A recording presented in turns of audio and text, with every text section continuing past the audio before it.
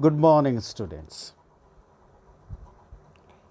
Today we are going to read chapter number 2 from English book Honeydew, class 8, The Tsunami. As you know that tsunami is called disaster. A tsunami is a very large and powerful wave caused by earthquakes under the sea. And if I tell you, I'm really an eyewitness of tsunami. So today we are going to read your second chapter. It's called The Tsunami. Before we read, look at the map. This map belongs to Andaman and Nicobar Island given here, which Andaman and Nicobar Island is completely 1500 kilometer south from India. So here is the picture given you regarding the tsunami. Look at what type of damages happened there. So let's begin the first part. These stories are all from the Andaman and Nicobar archipelago. Archipelago means, the meaning of the archipelago means a group of many island and the surrounding sea. पूरी तरह से आर्कियोपेलागो मतलब होता है कि कुछ छोटे छोटे टापू का होना, जो समुद्र चारों तरफ से घिरा हुआ हो और छोटे छोटे टापू, छोटे छोटे आइलैंड देखने को मिलता है. सो वहाँ की ये कहानी, the stories all from the Andaman and Nicobar, and Ignatius was the manager of a cooperative society in Kachal. His wife woke him up at 6 a.m. because she felt an earthquake. Ignatius carefully took his television set off its table and put it down on the ground so that it would not fall and break. Then the family rushed out of the house. अब अचानक क्या हो गया कि सुबह सुबह ये जो इग्नेशियस, ये एक कोऑपरेटिव सोसाइटी में मैनेजर का काम करते हैं, और सुबह 6 बजे इनकी वाइफ ने इन्हें झंझोड़ के उठाया, क्योंकि उन्होंने महसूस किया अर्थक्वेक का. As you know that earthquake, आप लोगों को पता ही होगा, हमने सोशल साइंस में पढ़ा है कि अर्थक्वेक होती कैसी है. तो अर्थक्वेक का जैसे ही झटका उनको महसूस हुआ तो उन्होंने इग्नेशियस को उठाया, अपने हस्बैंड को उठाया सुबह 6 बजे. और जैसे ही उठाया, इग्नेशियस ने क्या करा कि टेलीविज़न सेट जो टेबल के ऊपर था उसको उठा के नीचे रखा, क्योंकि टेबल का ऊपर वाला सामान हिल जाएगा, वहाँ झटके की वजह से वो नीचे गिर जाएगा और टूट जाएगा. तो उन्होंने वो टीवी को उठाकर नीचे रखा और अपने बच्चों समेत घर के बाहर निकल गए. When the tremor stopped, they saw the sea rising. और जब वहाँ पर पूरी तरह से उथल पुथल मच रही थी, पूरी तरह से भूकंप का झटका महसूस हो रहा था, जब वो धीरे धीरे कम होने लगा, अचानक इन्होंने देखा कि समुद्र की लहरें जो है बहुत भयंकर रीति से बढ़ रही है, वो उछाल ले रहा है. In the chaos and confusion, 2 of his children caught hold of the hands of their mothers, father and mother's brother, and rushed in the opposite direction. He never saw them again. His wife was also swept away. Only the 3 other children who came with him were saved. भले ही वो अपने पत्नी से बाद में नहीं मिल पाए, पर ये सब लोग खड़े हैं जिनके बारे में यहाँ लिखा गया. I am not going to explain that things, you know that very easy to understand.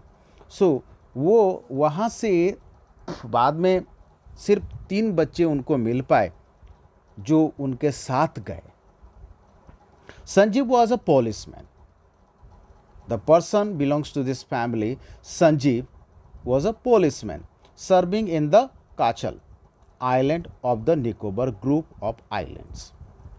He somehow managed to save himself, his wife, and his baby daughter from the waves.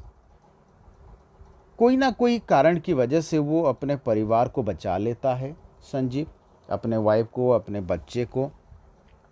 But then he heard cries for help from the wife of John, the guest house cook. Sanjeev jumped into the water to rescue her, but they were both swept away. अब अपने परिवार को बचाने के बाद संजीव को आवाज़ सुनाई देता है किसकी? यहाँ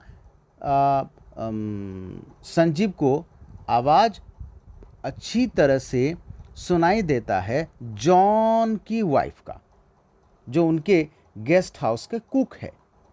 और संजीव उनको बचाने के लिए जंप करता है. But they were both swept away, क्योंकि उस लहरों में फोर्स ज़्यादा होती है. 13 years old Meghna was swept away along with her parents and 77 other people. She spent 2 days floating in the sea, holding onto a wooden door. Even times she saw relief helicopters overhead, but they did not see her.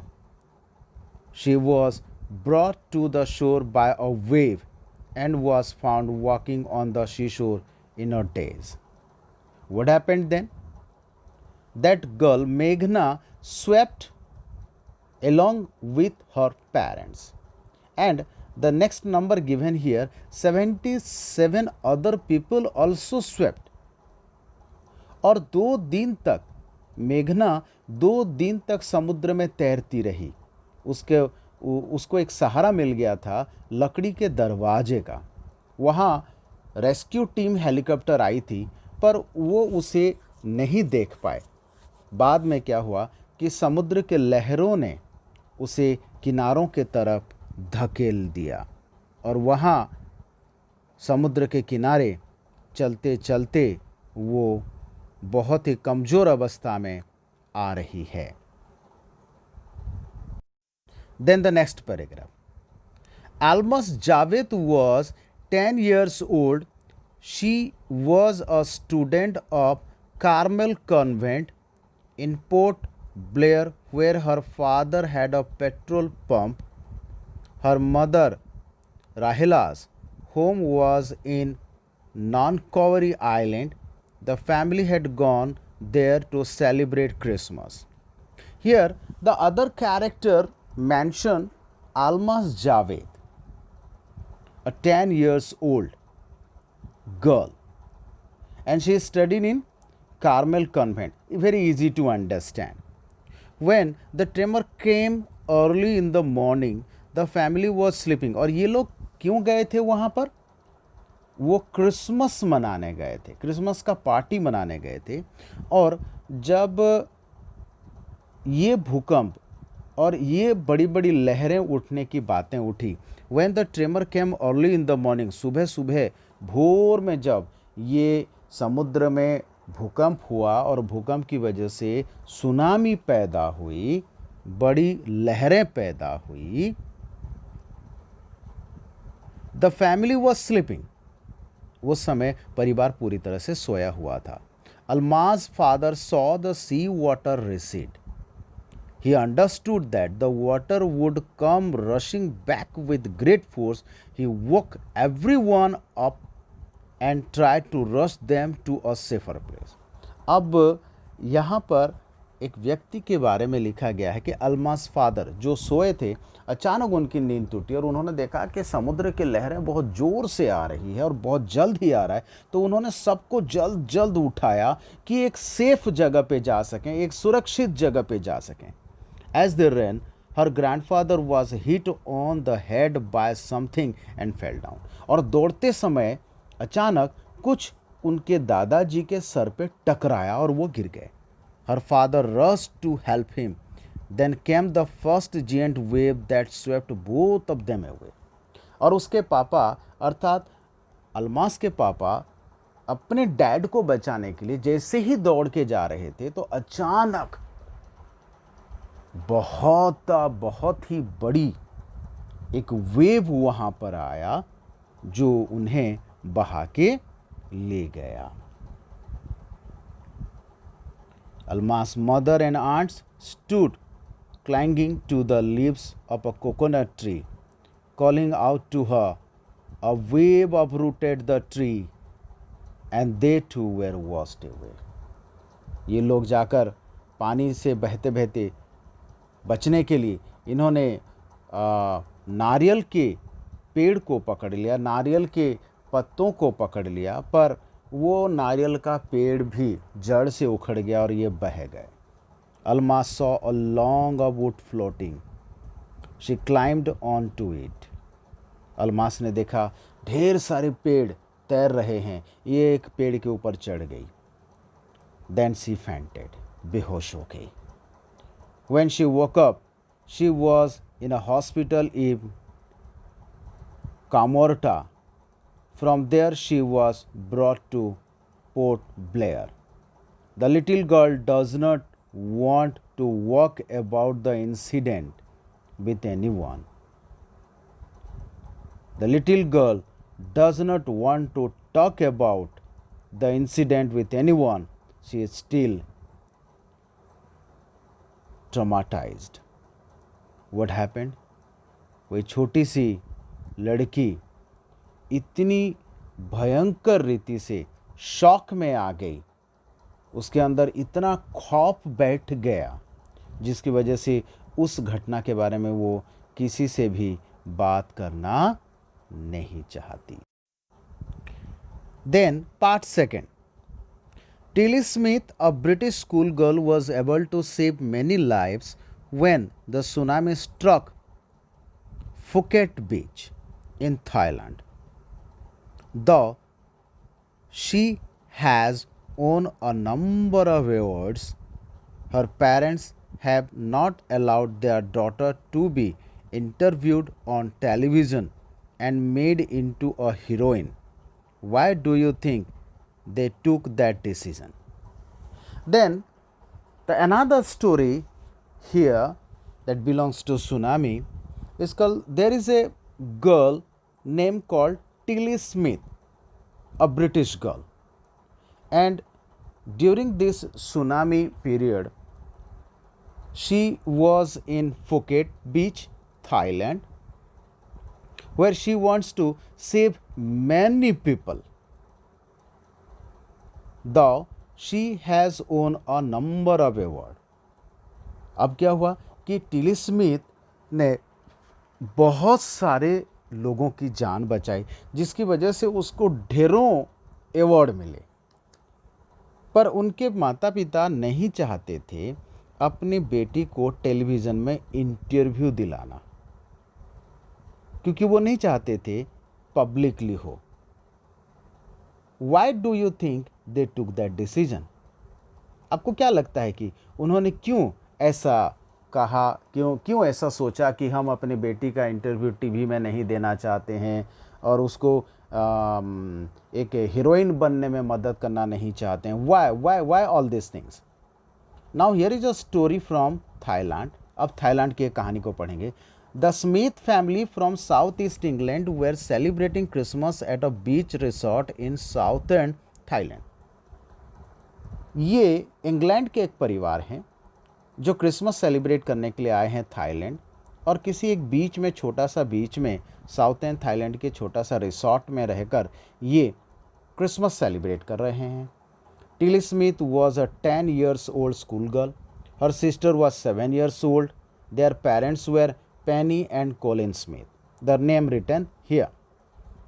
It was 26 December 2004. Deadly tsunami waves were already on their way. They had been triggered by a massive earthquake of North Sumatra earlier that morning. अब 2004 26 दिसंबर को जब tsunami आ रहा था, वो समय ये उस earthquake को महसूस कर चुके थे. The water was swelling and kept coming in. Penny Smith remembered the beach was getting smaller and smaller. I didn't know what was happening. अब यहाँ पर पेनी स्मिथ कहना चाहती हैं कि जब ये देख रही हैं कि जो बीच सबसे बड़ा चौड़ा है, लंबा है, अब ये धीरे धीरे छोटा हो रहा है, अर्थात इसमें पानी भर रहा है, तो ये सोच नहीं पा रही थी कि हो क्या रहा है. But Tilly Smith sensed that something was wrong. Her mind kept going back to a geography lesson she had taken in England just 2 weeks before she flew out to Thailand with her family. Tilly saw the sea slowly rise and start to foam, bubble, and form whirlpools. She remembered that she had seen this in class in a video of a tsunami that had hit the Hawaii island in 1946. अब इसने tsunami के बारे में अपने class में देखा था. जब टीचर्स ने वीडियो दिखाया था सोशल साइंस की टॉपिक में, तो उस वहाँ पर दिखाया था हवाई आइलैंड में जब 1946 में जब सुनामी आया था, उसके बारे में दिखाया गया था. Her geography teacher had shown her class the video and told them that tsunami can be caused by the earthquake, volcanoes and landslides. Tsunami कभी भी पैदा हो सकती है अर्थक्वेक की वजह से, वोल्केनोज की वजह से, लैंडस्लाइड्स की वजह से. Tilly started to scream at her family to get off the beach. अब टिली ने अपने फैमिली को चिल्ला चिल्ला कर कहा कि मॉम, डैड, प्लीज जल्दी बीच से बाहर आ जाओ, जल्दी बीच से बाहर आ जाओ, there will be a problem. She talked about an earthquake under the sea. She got more and more hysterical, said her mother Penny. I didn't know what a tsunami was, but seeing my daughter so frightened, I thought something serious must be going on. Tilly's parents took her and her sister away from the beach to the swimming pool at the hotel. A number of other tourists also left the beach with them. Then it was as if the entire sea had come out after them. I was screaming, "Run!" The family took refuge in the third floor of the hotel. The building withstood the surge of 3 tsunami waves. If they had stayed on the beach, they would not have been alive. The Smiths later met other tourists who had lost entire family. Thanks to Tilly and her geography lessons, they had been forewarned. Tilly went back to her school in England and told her classmates her terrifying tale. अब ये Tilly की वजह से इनके परिवार सुरक्षित हो गए. कुछ और भी परिवार सुरक्षित हो गए. टिली वहाँ सुरक्षित होने के बावजूद अपने शहर में गई, अपने देश गई, वहाँ अपने क्लासमेट्स लोगों को बताया कि कितनी बड़ी भयंकर सुनामी से बच के वो आए हैं. So dear students, we already gone through 2 parts. We will discuss part number 3 tomorrow. Have a great day. Take care.